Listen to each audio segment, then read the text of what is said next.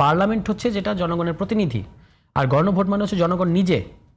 ফলে জনগণ নিজেই তো জনগণের প্রতিনিধির চেয়ে বেশি ক্ষমতা আপহোল্ড করেন এবং তারাই তো সার্বভৌম, তাই না? এটা খুব বেসিক ব্যাপার।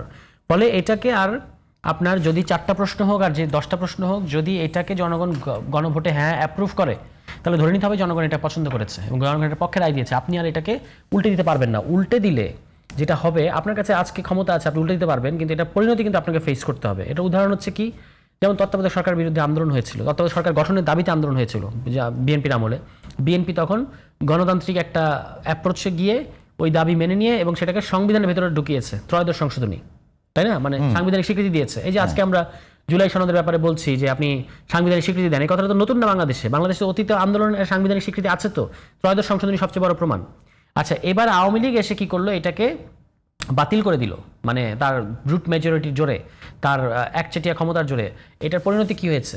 আপনি যখন জনগণ একটা জিনিসকে যখন অর্জন করবে, সেটাকে আবার যখন আপনি সাংবিধানিক স্বীকৃতি দেবেন, সেটাকে যদি কোনো দল তার 2/3 জোরে, এটাই তো বাংলাদেশের প্রধান সমস্যা, যে আপনার কাছে 2/3 থাকলে আপনি আর কোনো কিছু পাত্তা দিচ্ছেন না।